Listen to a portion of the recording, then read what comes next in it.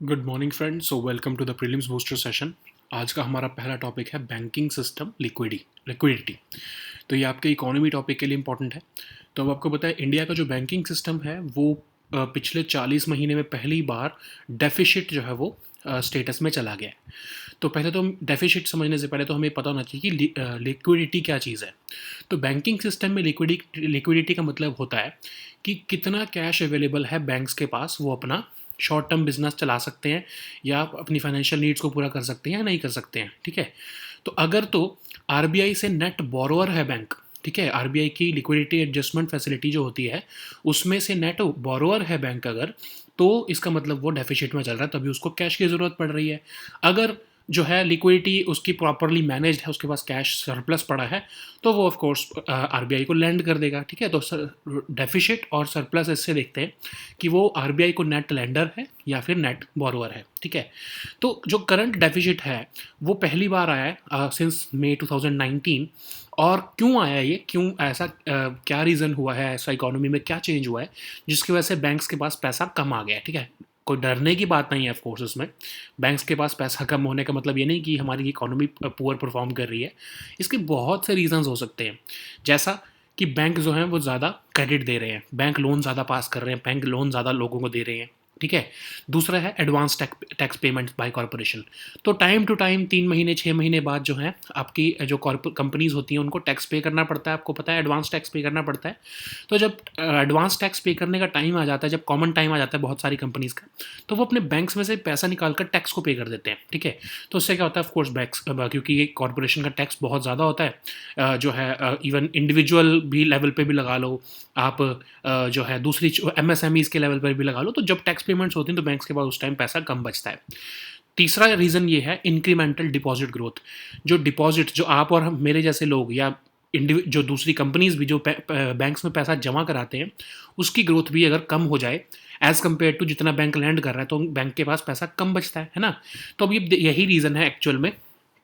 Deposit growth जो है वो सिर्फ 3.21% हुआ है, लेकिन अभी एडवांस टैक्स पेमेंट्स कर रही हैं कंपनीज, तो इस समय ये कुछ टाइम के लिए जो है बैंक्स के पास डेफिसिट हो गया है। ठीक है, तो इसका इम्पैक्ट ऑन कंज्यूमर्स क्या होगा, जब बैंक्स के पास पैसा नहीं होगा बहुत ज़्यादा, तो वो क्रेडिट और कैसे देंगे, ठीक है, वो लोन कैसे देंगे जब उनके पास कैश नहीं होगा। तो फिर इससे होगा क्या, गवर्नमेंट सिक्योरिटीज़, क्योंकि पैसे की डिमांड मार्केट में ज़्यादा है तो उनकी जो यील्ड होगी जो गवर्नमेंट सिक्योरिटीज़ की, जो उसका कोई इंटरेस्ट ज़्यादा मिलना शुरू हो जाएगा, उसकी जो है मार्केट में वैल्यू जो है वो, उसकी मार्केट में डिमांड ज़्यादा बढ़ जाएगी। ठीक है, सो जो इंटरेस्ट रेट्स है वो भी बढ़ जाएंगे कंज्यूमर्स के लिए। ठीक है, पहले आपको जो है, अगर जो आपको इंटरेस्ट रेट, चलो अगर हम सेविंग अकाउंट पे ही लगाएं, क्योंकि बैंक के पास पैसा नहीं है, बैंक्स चाहते हैं पैसा मिले, तो वो ज़्यादा इंटरेस्ट रेट देना शुरू कर देंगे।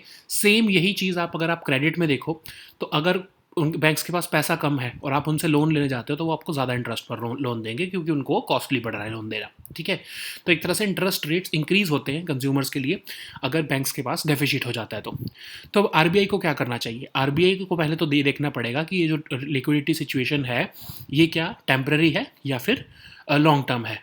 अगर टेम्पररी है तो फिर तो आरबीआई को कुछ इंटरवेंशन करने की ज़रूरत नहीं है।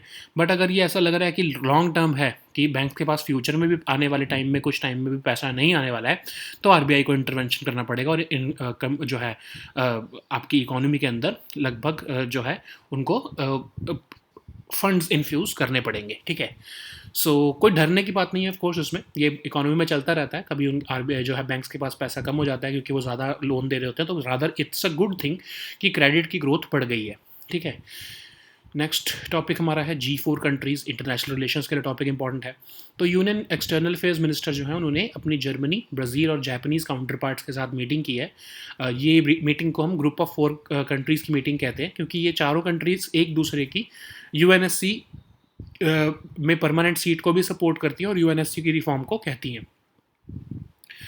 2004 में इस ग्रुप को बनाया गया India, Brazil, Germany and Japan द्वारा, और कहा जाता है कि ये चारों एक दूसरे को कह रहे हैं कि हम आप आपस में एक दूसरे के सब के कैंडिडेचर को भी सपोर्ट करते हैं और हम सब चाहते हैं कि यूएनएससी में रिफॉर्म हो। ठीक है, सो इनका जो है इकोनॉमिक और पॉलिटिकल इन्फ्लुएंस बढ़ता जा रहा है धीरे धीरे। क्या आपको पता ही है, ये कंट्रीज़ देखो, इंडिया, ब्राज़ील, जर्मनी और जापान, और इसीलिए ये कह रही हैं कि डेवलपिंग कंट्रीज़ को ज़्यादा रिप्रेजेंटेशन मिलनी चाहिए यूएन के रिफॉर्म्स में।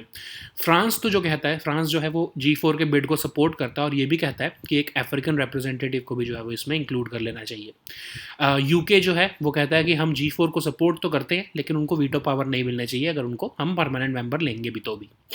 अब G4 को अपोज करने के लिए, क्योंकि G4 जो है वो कह रहे हैं कि हम यूएनएससी का परमानेंट पार्ट बनना चाहते हैं, तो कुछ ऐसी भी कंट्रीज़ हैं, यूनाइटेड फॉर कंसेंसस मूवमेंट जिनको हम कॉफ़ी क्लब कहते हैं, तो ये कंट्रीज़ जो हैं ये अपोज करते हैं कि G4 को मत लो और रादर हम सब का, अगर G4 को लेना है तो हम सबको भी जो है वो इसका पार्ट बनाओ। ऑफ कोर्स ये यूनाइटिंग फॉर कंसेंसस मूवमेंट जो है इसमें कंट्रीज़ लाइक पाकिस्तान है, लेकिन इसको लीड कौन कर रहा है? इटली। ठीक है, तो इटली ऑफ कोर्स जर्मनी से जेलसी रखता है, पाकिस्तान ऑफ कोर्स इंडिया से जेलसी रखता है, तो मोस्टली ये इकट्ठे हो गए हैं ताकि हम G4 कंट्रीज़ की जो है मेंबरशिप ना हो पाए। ठीक है, या रादर कह सकते हो आप इनको इकट्ठा कर दिया गया है। ठीक है, सो अब ये डिमांड क्यों कर रहे हैं G4 कंट्रीज़ यूएनएससी के रिफॉर्म? क्योंकि वो कह रहे हैं कि इक्विटेबल रिप्रेजेंटेशन होना बहुत ज़रूरी है, क्योंकि वर्ल्ड चेंज हो चुका है और वर्ल्ड चेंजिंग वर्ल्ड को यूएनएससी में रिप्रेजेंट होना ज़रूरी है। यूएसए जो है वो कहता है कि हम आपकी परमानेंट सीट को तो सपोर्ट करते हैं लेकिन वीटो पावर नहीं दे सकते। यूके भी यही कह रहा है। फ्रांस जो है अकेला वो ये कहता है कि हम वीटो पावर भी देना चाहते हैं, सीट के साथ वीटो पावर भी देने को तैयार है। तो एक्सपेंडेड मेंबर्स जो हैं, जो अगर G4 को इसमें जो है जगह मिल जाती है परमानेंट मेंबर्स की तरह यूएनएससी में, तो G4 की भी जो है रिस्पॉन्सिबिलिटीज़ और ऑब्लिगेशन सेम होंगी जैसी अभी एग्जिस्टिंग परमानेंट मेंबर्स की हैं। लेकिन चैलेंजेस क्या हैं G4 को? ऑफ कोर्स ये P5 कंट्रीज़, देखो आप यूएस यूके ही नहीं सपोर्ट करना चाहते हैं। ठीक है, वो कहते हैं परमानेंट सीट तो हम दे देंगे लेकिन वीटो पावर नहीं देना चाहते हैं। दूसरा है absence of consensus on complex issues. इसका मतलब आपस में भी कई चीज़ों पर कंसेंसस नहीं है और जो है नॉन परमानेंट कैटेगरी क्या होगी, एक्सपेंशन कैसे होगा, कौन से कॉन्टिनेंट से कौन सी कंट्री आएगी, कितना रीजनल, कितनी डिस्ट्रीब्यूशन, कितनी सीट्स मिलेंगी परमानेंट मेंबरशिप में, नॉन परमानेंट मेंबरशिप में, समझ लो अफ्रीका को, लैटिन अमेरिका को। ये सब वर्किंग मेथड जो है, मेथड्स भी जो अभी तक सिक्योरिटी काउंसिल में जो है वो डिसाइड नहीं हो पाए हैं। तीसरा है opposition from other countries. Of course countries like Pakistan, इन सबको प्रॉप अप किया गया है। यू नो हु कौन सी कंट्रीज़ कर सकती हैं, ऑफ कोर्स ऐसा। ऑफ कोर्स P5 कंट्रीज़ जो हैं उनको पुश करती हैं टू बैलेंस आउट इंडिया और ये G4 countries. China factor, China तो है ऑफ कोर्स, आपको ना तो वो चाहता है कि इंडिया को परमानेंट सीट मिले, ना ही जापान को परमानेंट सीट मिले, तो चाइना जो है वो सबसे ज़्यादा इसको अपोज करता है। नेक्स्ट हमारा टॉपिक है flex fuel vehicles. Of course आपके ये इन्वायरमेंट टॉपिक के लिए इंपॉर्टेंट है। तो नेक्स्ट मंथ जो है इंडिया को पहले ही अपनी फ्लेक्स फ्यूल कार मिल जाएगी टोयोटा द्वारा बिल्ट। और ये फ्लेक्स फ्यूल का होता है कि किसी भी एथनॉल ब्लेंडेड पेट्रोल के जो है फ्यूल पे चल सकती है और एक बैटरी पे भी चलेगी। ठीक है, तो फ्लेक्सिबल फ्यूल व्हीकल्स क्या होते हैं? जो आपके पेट्रोल और एथनॉल ब्लेंडेड पेट्रोल दोनों, किसी भी format of ethanol blended petrol पे चल सकते हैं। रादर 83% पेट्रोल और 17% एथनॉल ऐसी ब्लेंड पर भी ये फ्लेक्सिबल फ्यूल व्हीकल चल सकते हैं। तो बेसिकली कहा जाता है कि इसमें सेम ही वही इंटरनल कंबस्शन इंजन होता है, बट उसमें रेट्रोफिटिंग की होती है ताकि कोई भी फॉर्म ऑफ गैसोलीन जो है, किसी भी एथनॉल ब्लेंडेड गैसोलीन जो है वो, गैसोलीन क्या है? पेट्रोल ऑफ कोर्स, तो गैसोलीन आपका कोई भी ब्लेंड ऑफ गैसोलीन जो है वो यूज़ किया जा सके इस इंजन में। ठीक है, तो एथनॉल कंपैटिबल कंपोनेंट्स इसमें बनाए जाते हैं। इसका जो इंजन कंट्रोल मॉड्यूल होता है उसको कैलिब्रेट किया जाता है ताकि, क्योंकि जब एथनॉल बर्न होगी तो वो ज़्यादा ऑक्सीजन जो है वो रिलीज़ करेगी, तो उसको जो है वो अकोमोडेट करने के लिए इंजन ECM के अंदर जो है वो चेंजेस किए जाते हैं। तो कहा जा रहा है कि 21 मिलियन फ्लेक्स फ्यूल व्हीकल्स हैं US में। लेकिन सबसे ज़्यादा जो है बिगेस्ट मार्केट अगर हम देखें तो ब्राज़ील है इस सेगमेंट में, और वो इस फ्लेक्स फ्यूल व्हीकल के सेगमेंट में लीडर भी है। ठीक है, सो नेक्स्ट हम देखते हैं कि बेनिफिट्स क्या हैं। ऑफ कोर्स क्योंकि एथनॉल जो है वो ज़्यादा अच्छी तरह से बर्न होती है एज़ कम्पेयर टू पेट्रोल, तो वो क्लीन भी बर्न होती है, तो इसलिए ऑफ कोर्स बेटर हमारे एनवायरनमेंट के लिए क्लीन है। रादर दैन पेट्रोल बर्न होना, एथनॉल बर्न होगा तो वो कुछ ऐसे टॉक्सिक फ्यूम्स नहीं छोड़ता है। ठीक है, बर्निंग फैसिलिटी, जितना भी आप मिक्सचर इसमें डालोगे वो आपको ये बर्न कर देगा कंबशन चैम्बर में, क्योंकि इसमें इलेक्ट्रॉनिक सेंसर्स लगे हुए हैं, माइक्रो प्रोसेसर्स लगे हुए हैं, तो आपके लिए जो है ज़्यादा एडवांटेज है, आपकी फ्यूल की सेविंग हो रही है। तीसरा, क्योंकि पेट्रोल कम यूज़ हो रहा है, आपका ज़्यादा एथनॉल बर्न हो रहा है। ठीक है, तीसरा है आपका एडवांस टेक्नोलॉजी, क्योंकि इसके अंदर इलेक्ट्रॉनिक सेंसर्स जैसी चीज़ें लगी हैं, माइक्रो प्रोसेसर्स लगे हैं, तो ये सेफ्टी भी है जो है इसमें आपको देखने को मिलेगी। और मोस्ट एफिशिएंट प्रपोर्शन आपके आपकी जो है कंबस्शन इंजन में कितना जो है वो एथेनॉल जाने की ज़रूरत है, ये भी अपने आप डिसाइड कर लेगी एडवांस टेक्नोलॉजी। सस्टेनेबली प्रोड्यूस मतलब आपका जो एथेनॉल है, क्योंकि वो केन शुगर या कॉर्न से प्रोक्योर किया जाता है, बनाया जाता है, तो वो सस्टेनेबली प्रोड्यूस किया जा सकता है एज़ कम्पेयर टू पेट्रोल। ठीक है, तो अगर आप 83% पेट्रोल यूज़ कर रहे हो तो आप लगभग 17% पेट्रोल बचा रहे हो when you are driving a flexi fuel vehicle. तीसरा अगला है आपका टैक्स बेनिफिट्स। बहुत सी कंट्रीज़ जो हैं वो इसमें टैक्स बेनिफिट्स भी देती हैं इस व्हीकल को चलाने के लिए, जैसे आपके ईवीज़ के लिए मिलते हैं, तो वैसे कुछ टैक्स बेनिफिट्स है फ्लेक्सी फ्यूल व्हीकल्स के लिए भी दिए जाते हैं। लास्ट आपका है इम्प्रूव परफॉर्मेंस। सबसे इंपॉर्टेंट है ये, क्योंकि अब आपके जो है जो फ्लेक्स फ्यूल व्हीकल्स हैं, कहा जाता है कि इनकी परफॉर्मेंस कभी भी as compared to petrol vehicle जो है वो ख़राब नहीं होती है। अगर आपको ऐसा लग रहा हो कि क्योंकि इसमें एथेनॉल मिला हुआ है तो इससे परफॉर्मेंस जो है वो ख़राब होगी, नहीं, ऐसा नहीं है, क्योंकि रादर उल्टा है। क्योंकि जो है एथेनॉल वो ठीक से जो है वो बर्न होता है, प्रॉपरली पेट्रोल को बर्न होने के लिए फैसिलिटेट करता है, तो परफॉर्मेंस जो है वो रादर अच्छी हो जाती है। ठीक है, अब डिसएडवांटेज क्या है? ऑफ कोर्स डिसएडवांटेज ये है कि जो वो 17% जो आपका एथेनॉल बन रहा है, तो उसके लिए जो क्रॉप्स यूज़ की जा रही हैं वो आप फूड सिक्योरिटी को हार्म कर सकती हैं, या फिर इवन एनिमल फीड के प्राइसेस को भी बढ़ा सकती हैं। कैसे बढ़ा सकती हैं? आपने कौन जो है वो एनिमल फीड के लिए देना था, आपके अगर 100 टन जो है एनिमल फीड के लिए कौन जाना था, उसमें से 17 टन जो है वो आप ऑलरेडी एथेनॉल बनाने के लिए ले गए हो, तो जो अब जो है कौन कम बचा है। जब कोई भी कमोडिटी कम बचती है तो ऑफकोर्स उसके प्राइसेस बढ़ जाते हैं। ठीक है, तो इसके लिए आपके एनिमल फीड के प्राइसेस बढ़ जाएंगे। नेक्स्ट है आपका पॉसिबल इंजन डैमेज, क्योंकि इथेनॉल जो है वो डर्ट को बहुत जल्दी अट्रैक्ट कर लेती है, तो उससे क्या होता है कि आपके जो इंजन में कोरोजन भी हो सकती है या फिर इंजन को डैमेज भी हो सकता है। नेक्स्ट है आपका गैस माइलेज। कहा जाता है, कुछ एक्सपर्ट्स ऐसा क्लेम कर रहे हैं कि as compared to normal vehicles, जो आपके एथेनॉल ब्लेंडेड पेट्रोल है उसकी जो माइलेज होगी गाड़ी की वो कम होगी थोड़ी, तो कोई ज़्यादा बेनिफिट हमको देखने को नहीं मिलेगा as compared to petrol vehicle, जिसकी माइलेज अगर 20 किलोमीटर है और अगर आप जो है 17% पेट्रोल बचा रहे हो और आपकी माइलेज अगर 16 या 15 पर आ जाती है, तो फिर आपके लिए तो वो इवन हो गया ना। आप उसमें आपकी एथेनॉल ब्लेंडेड फ्यूल ज़्यादा लग रहा है। ठीक है, तो फिर इसका बेनिफिट क्या हुआ आपको?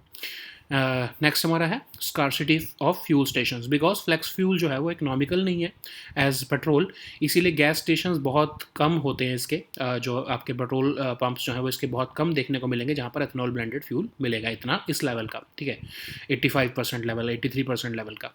ठीक है, सो नेक्स्ट हमारा टॉपिक है child mortality rate. Social issues के लिए इंपॉर्टेंट है। तो इंडिया ने एक बहुत ही लैंडमार्क अचीवमेंट जो है वो अचीव किया है, reduction of child mortality rates. ठीक है, तो सैम्पल रजिस्ट्रेशन सिस्टम की स्टैटिस्टिकल रिपोर्ट 2020 की कह रही है कि infant mortality rate, under 5 mortality rate, neonatal mortality rate, इन सब में हमको 2014 से डिक्लाइन देखने को मिल रहा है। तो अगर हम U5MR की बात करें तो उसमें 3 परसेंटेज पॉइंट्स, IMR में 2 परसेंटेज पॉइंट्स और नियोनेटल मोर्टेलिटी रेट में 2 परसेंटेज पॉइंट्स का डिक्लाइन देखने को मिला है।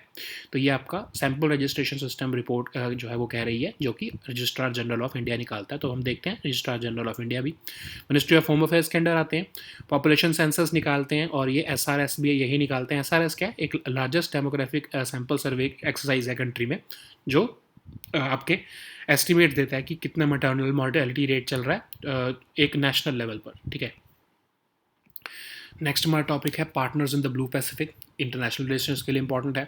तो इंडिया ने recently UK lead partners in the blue Pacific की मीटिंग को एज एन ऑब्जर्वर अटेंड किया है। तो partners in the blue Pacific क्या है?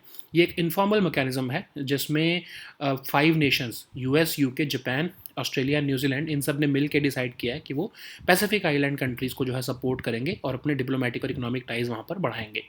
तो जून 2022 में ही इसको लॉन्च किया गया था, ताकि प्रॉस्पेरिटी, रेजिलियंस, सिक्योरिटी बढ़ाई जा सके with respect to their relationship with Pacific countries. तो अब बेसिकली मोटिव ये है इन कंट्रीज़ का, PBP का, कि चाइना का जो इस रीजन में इन्फ्लुएंस बढ़ गया है उसको काउंटर किया जा सके। ठीक है, तो ताकि उनके साथ stronger ties, Pacific island forum countries के साथ जो है वो स्ट्रॉन्गर टाइज बनाई जा सके। ठीक है, तो कुछ फोकस एरियाज़ हैं जहाँ पर वो काम करने वाले हैं: climate crisis, connectivity, transportation, maritime security, health, prosperity, education, ठीक है। तो बेसिक एम इनका क्या है कि पैसिफिक आइलैंड फोरम कंट्रीज़ के साथ जो है ये अपने रिलेशंस को अच्छे कर सके। तो पैसिफिक आइलैंड्स फोरम जो है 1971 में फाउंड किया था इनको। 18 मेंबर कंट्रीज़ हैं जो आपकी पैसिफिक कंट्रीज़ जो हैं, 18 कंट्रीज़ हैं इसके अंदर, वो मेंबर्स हैं, ठीक है। तो इंडिया का रिलेशन पैसिफिक आइलैंड कंट्रीज़ के साथ कैसा रहा है? ऑफ कोर्स आपको पता है इंडियन डायस्पोरा वहाँ पर बहुत ज़्यादा प्रेजेंट है। लगभग 40% फिजी की पॉपुलेशन इंडियन ओरिजिन की है। पैपुआ न्यू गिनी में अगर हम देखें तो 3000 इंडियंस रहते हैं। तो पैसिफिक आइलैंड फोरम के साथ इंडिया जो है वो की डायलॉग पार्टनर्स है उनका in one of their forums, जो कि है forum for India and Pacific islands cooperation, जिसको 2014 में जब न्यू गवर्नमेंट आई थी, मोदी गवर्नमेंट आई थी, तब ये बनाया गया था, ठीक है। सो नेक्स्ट हमारा टॉपिक है national service scheme awards. Governance topic के लिए इंपॉर्टेंट है। तो प्रेसिडेंट द्रौपदी मुर्मू जी द्वारा नेशनल सर्विस स्कीम अवार्ड्स दिए गए हैं 2020-2021 के। 42 अवार्ड्स दिए गए हैं। और ये अवार्ड होते क्या हैं, पहले तो हम देखते हैं कि ये वॉलंटियर्स जो होते हैं आपके नेशनल सर्विस स्कीम के, उनको भी मिलते हैं for the service that they have provided to the society. तो अब हम ये देखते हैं कि नेशनल सर्विस स्कीम है क्या। तो ministry of youth affairs and sports जो है वो हर साल नेशनल सर्विस स्कीम अवार्ड देता है उन जो है वॉलंटियर्स को रिकग्नाइज करने के लिए जिन्होंने कुछ ना कुछ आउटस्टैंडिंग कंट्रीब्यूशन किया है, वॉलंटरली कुछ ना कुछ कम्युनिटी की सर्विस की है, ठीक है। तो ये वॉलंटियर्स आपके यूनिवर्सिटी, कॉलेज या +2 के स्टूडेंट्स हो सकते हैं, सीनियर सेकेंडरी स्टूडेंट्स हो सकते हैं, NSS यूनिट्स के हो सकते हैं, NSS वॉलंटियर्स हो सकते हैं। लगभग 40 लाख जो हैं करंटली वॉलंटियर्स जो हैं वो आपके NSS से एसोसिएटेड हैं। तो ये एक सेंट्रल सेक्टर स्कीम है जिसको 1969 में लॉन्च किया गया था, ताकि जो है आपके यूथ में ऐसा पर्सनालिटी और कैरेक्टर बढ़ाया जा सके स्टूडेंट यूथ में, ताकि वो कम्युनिटी की सर्विस वॉलंटरली करें, ठीक है। तो बेसिकली महात्मा गांधी जी के आइडियल्स पे बेस्ड है ये, नॉट मी बट यू, स्वयं से पहले आप, है ना। तो NSS वॉलंटियर्स बहुत सारे सोशल रेलिवेंस के जो है इश्यूज़ के ऊपर जो है अपनी सर्विस देते हैं, जैसे कि आपका literacy, education, health, family welfare and nutrition, environment को कंजर्व करना, सोशल सर्विस में अपना योगदान देना। तो जहाँ पर जो बेसिकली इसमें से रिकग्नाइज किया जाता है, और इस बार जो है वो 42 अवार्ड दिए गए हैं। नेक्स्ट हमारा टॉपिक है ऑपरेशन मेघ चक्र। ये आपके सिक्योरिटी के लिए भी इंपॉर्टेंट है, इंटरनेशनल रिलेशंस के लिए भी इंपॉर्टेंट है, ठीक है। तो इवन सोशल इश्यूज़ के लिए भी इंपॉर्टेंट है। तो CBI ने अभी रिसेंटली जो है रेड्स की हैं 59 लोकेशंस पे across 20 states and 1 union territory, जो आपके चाइल्ड सेक्सुअल अब्यूज़ मटेरियल जो है वो शेयर करते थे या बनाते थे लोग, उनके अगेंस्ट ये रेड की गई है। तो एक्चुअली इंटरपोल की सिंगापुर यूनिट ने हमारे CBI को इन्फॉर्म किया, और फिर CBI ने उसके बेसिस पर ये ऑपरेशन मेघ चक्र चलाया है। तो इंटरपोल क्या है? इंटरपोल जो है वर्ल्ड की लार्जेस्ट इंटरनेशनल पुलिस ऑर्गेनाइजेशन है। 1923 में इसको बनाया गया था। क्रॉस बॉर्डर पुलिस कोऑपरेशन के लिए ये काम करती है, ठीक है। तो हेडक्वार्टर जो है इसका लियोन में लोकेटेड है, रादर फ्रांस में लोकेटेड है। ये उन कंट्रीज़ के बीच में भी इंटरनेशनल पुलिस कोऑपरेशन करती है जहाँ पर वैसे अदरवाइज डिप्लोमेटिक रिलेशंस जो है वो नहीं है, ठीक है। जैसे एग्जाम्पल लगा लेते हैं, पाकिस्तान और इसराइल आपस में डिप्लोमेटिक रिलेशंस नहीं है, लेकिन इंटरपोल के थ्रू अगर कोई पुलिस कोऑपरेशन की जरूरत है तो इंटरपोल के थ्रू किया जा सकता है। Interpol within the existing laws जो है वो काम करता है, और even in the spirit of Universal Declaration of Human Rights भी काम करता है। लेकिन इंटरपोल का चार्टर कहता है कि वो कोई भी पॉलिटिकल, मिलिट्री, रिलीजियस या रेशियल कैरेक्टर की एक्टिविटीज़ किसी भी कंट्री के अंदर नहीं कर सकता है, ठीक है। जो भी मेंबर कंट्री होती है इंटरपोल की, उसको इंटरपोल नेशनल सेंटर ब्यूरो बनाना पड़ता है अपनी कंट्री के अंदर। उसी के थ्रू इंटरपोल की जो है जितनी भी कंट्रीज आपस में एक दूसरे के साथ कॉन्टैक्ट करती हैं 24/7, ठीक है। So now let us see all these topics in English. So the first topic is banking system liquidity. So this topic is important for your economy issue. India's banking system liquidity has fallen into the deficit for the first time in the last 40 months. So what is liquidity? So liquidity means that the amount of cash that is available with the banks to meet their short-term and business and financial needs. When a bank becomes a net borrower from the RBI under the liquidity adjustment facility, of course, then the bank is in deficit, because that's why they are needing cash. If they are the net lender to the RBI, it means that they have sufficient cash. They can manage their own business. They have sufficient cash left, the surplus of which they are depositing with the RBI. Okay, so this is the first time since this deficit with the banks have arisen since May 2019. So what has triggered this deficit? So you do not need to fear the economy. This is not an indicator that economy is not performing well. Rather, it could be an indicator otherwise, because it could mean that the bank credit is growing too fast, which means increased economic activity also. But this deficit has been caused by the advanced tax payments that are upcoming. So basically, you know that if you are a taxpayer, you may be knowing that you have to pay advance tax for the income that you are accruing. So basically, when the corporations or the companies or MSMEs or all these companies, when they start paying tax on a particular day or a particular time of period, of course the banks would have less cash left, because the money would have been withdrawn by these corporations from the bank to pay their taxes. Also, if the money withdrawn from the banking system is not matched by the deposits that the residents are making, of course there would be a crisis. There would be a deficit situation, because banks would be left with little cash with them. So this has what happened. The amount of money that was withdrawn from the banking system was more than the deposit growth that we have seen during this period. So what would be its impact on consumers? Just imagine, just for your basic understanding, that when banks are having little cash left with them, they would demand more interest rates from the people who are coming to them for credit. Okay, of course it is more plausible, because if you have less money left and someone is asking that you lend me that money, you would charge them more interest. Okay, similarly, the consumers who are going to deposit money, the people who are going to deposit money with you, if you are a bank, then you would be offering them more interest, that please deposit money because I have little cash left. You will be willing to provide more interest rate to them. So basically what it means, increased interest rates. This is the impact on consumers, both lenders and borrowers.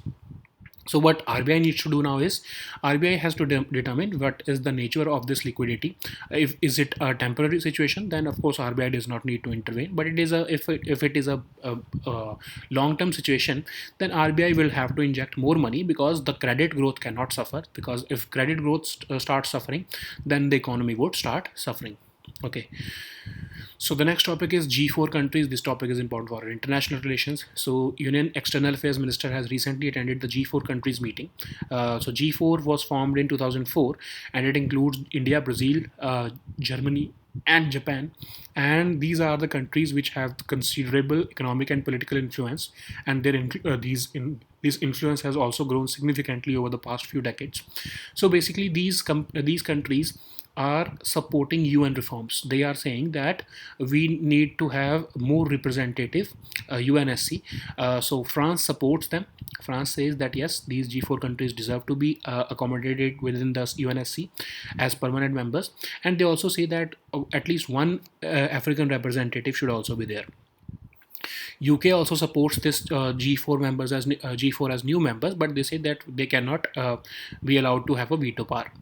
But G4 is being opposed by another group called the Uniting for Consensus Movement, or the Coffee Club, which includes countries like Pakistan and Italy, because they are opposing that these G4 countries should not be accommodated in the UNSC as permanent members, because otherwise, if these are accommodated, then you should also give us seats. Okay, so basically these Coffee Club has been propped up by those countries who are the P5 countries, so that the bids of G4 countries can be thwarted. So why are they demanding UNSC reforms? Why G4 is demanding UNSC reforms? Of course, because we want equitable representation. The world has changed now. At that time, India was not even independent when UN was formed. Now we are an independent country. We have considerable economic influence. We are a strong democracy. Then we must be accommodated within the UNSC. USA says that we are willing to provide you permanent seat, but without veto power. So the same view is shared by UK also, but France is the closest. France has shown France is the only country which has shown the intention that we are ready to provide both the seat and the veto power to these G4 countries. Expanded members, if G4 is accommodated within the UNSC as permanent members, then they would have same responsibilities and obligations as current permanent members. But what are the challenges for G4? Of course, first of course is the P5 countries, they are resisting it. You know that even US and UK, they are not supporting veto power for these countries.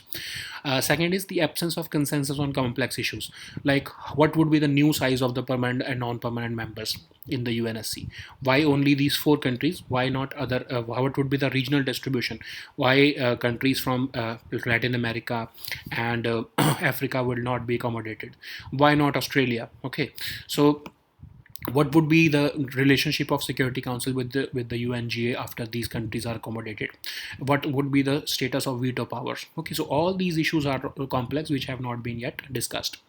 Third is of course the opposition from other countries. So countries like Italy, Mexico, Egypt, Pakistan, South Korea, these countries have been propped up to thwart the attempt of G4 countries, because these countries are saying that if these G4 countries are accommodated, then why not us?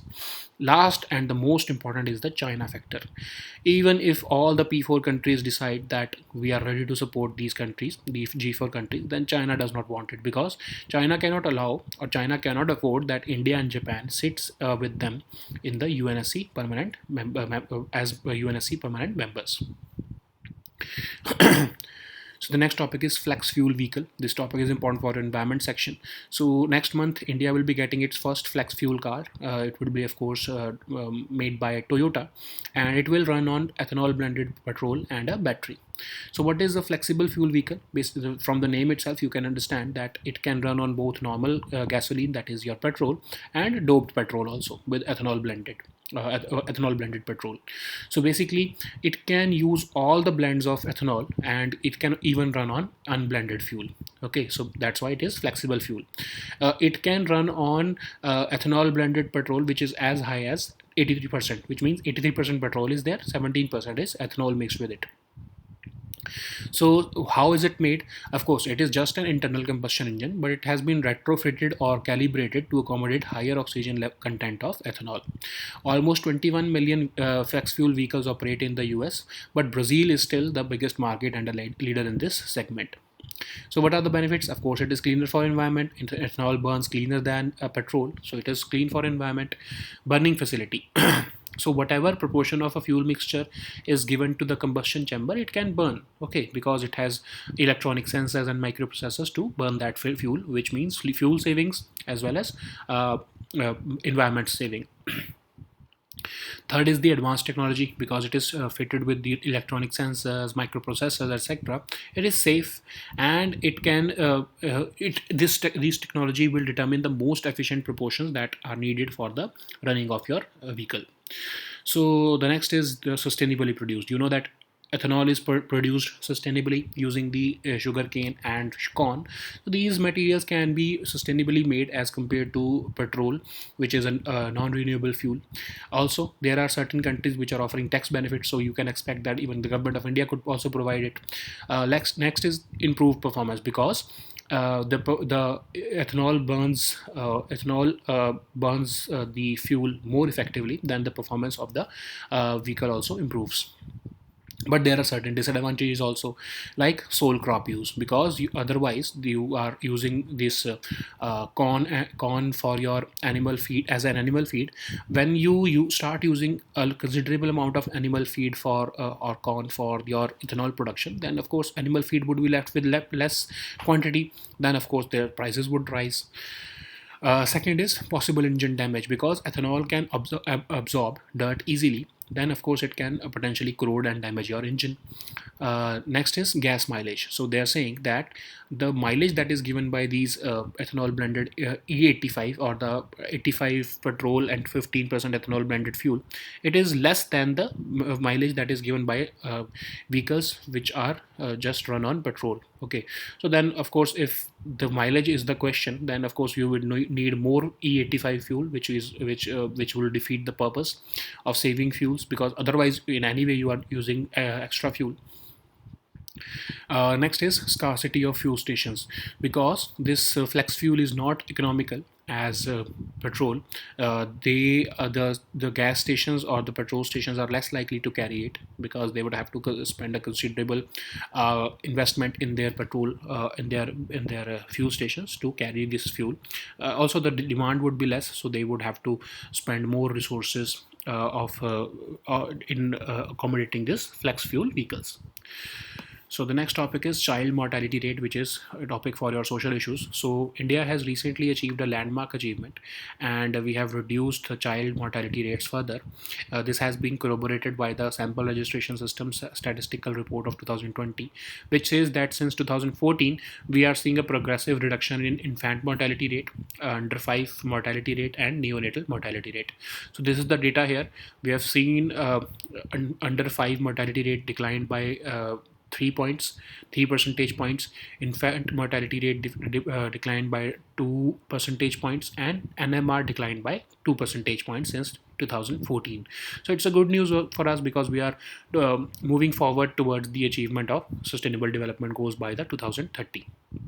So this sample registration system, this is this is a exercise conducted by Registrar General of India, which is functions under the Ministry of Home Affairs.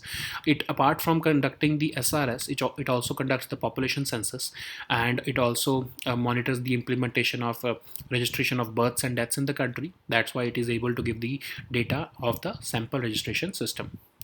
So the next topic is partners in the Blue Pacific. So this topic is also important for our international relations. So India has recently attended the UK-led Partners in the Blue Pacific initiative as an observer state. So what is Partners in the Blue Pacific? It's an informal mechanism of 5 countries, US, UK, Japan, Australia, and New Zealand, and they aim to support Pacific Islands and boost diplomatic and economic ties in the region. So basically, they are working towards forging stronger ties with the Pacific Island Forum countries. And the basic aim, of course, is to direct more resources in the region, so that China's aggressive influence in this region can be countered. So certain areas have been identified by these countries to partner with the Pacific Island Forum countries, like climate crisis, connectivity, transportation, maritime security, health, prosperity, and education. So what is Pacific Islands Forum, with which these PBB aims to improve its relationships? So of course it was founded in 1971, and it is the region's political and economic policy organization. It has almost 18 members. Even Australia and New Zealand are a part of this Pacific Islands Forum. So what is the status of India's relations with Pacific Island countries? Of course, we have a sizable diaspora population, Indian diaspora in this region. Almost 40% of Fiji's population is of Indian origin. 3,000 Indians are living in Papua New Guinea. The Pacific Island Forum is also one of the key dialogue partners. India is also one of the key dialogue partners in the Pacific Island Forum. We've developed this forum for India and Pacific Islands cooperation in 2014, when the new government under PM Modi took charge. So the next topic is National Service Scheme Awards. So this topic is also important for your governance section. So President Draupadi Murmu ji has recently conferred the National Service Scheme Awards for 2020 and 2021. So 42 awards have been given recently. So what is this National Service Scheme for which the awards have been given? So it is run by Ministry of Youth Affairs and Sports, and it confers every year these awards to recognize and reward the outstanding contributions given by the volunteers towards community service. So these volunteers are generally young students belonging to universities, colleges, NSS units, senior secondary schools, etc. Almost 40 lakh volunteers are there. They are spread in the country. It's a central sector scheme, which it was launched in the year 1969. So that we can develop the personality and character of our student youth through voluntary community service. So it is working upon the Mahatma Gandhi's ideals, which says not me but you, which is also the motto of national service scheme. So NSS volunteers work on several issues, social issues like literacy and education. They provide their service voluntarily without any thing in return in these fields. literacy education, social service, rescue and relief during calamities, environment conservation, etc. So the next topic is Operation Megh Chakra. So this topic is also important for your security and international relations topic, so even for your social issues. So CBI has recently conducted searches at 59 locations across 20 states and union territory because they were tipped by Interpol's Singapore unit that there is a child sexual abuse material being shared or being developed in India across several regions. So this operation of CBI was codenamed Megh Chakra. So now these people have been arrested, of course. What is Interpol? So Interpol is world's largest international police organization. It was established in 1923, and it enables cross-border police cooperation and supports several organizations, authorities, and services to combat international crime. So its headquarters is located in Lyon, that is in France, and it facilitates international police cooperation even when where diplomatic relations are not present. Okay, so let's suppose that diplomatic relations between Pakistan and Israel are not there. So even if how they would cooperate in case of a crime, so Interpol comes here and it facilitates this cooperation. You know that Interpol is not a part of the United Nations, but otherwise that's why it functions within the existing laws of different countries, and it also works toward in the spirit it also works in the spirit of Universal Declaration of Human Rights. So Interpol's constitution or its charter says that it cannot intervene in activities which are of political, military, religious, or racial character, and each member country has to host an Interpol International Central Bureau through which they connect these all these member countries are connected, and they go for law enforcement with other countries. Okay, so these were our topics for today. We'll meet next time with new topics. Until then, goodbye and take care.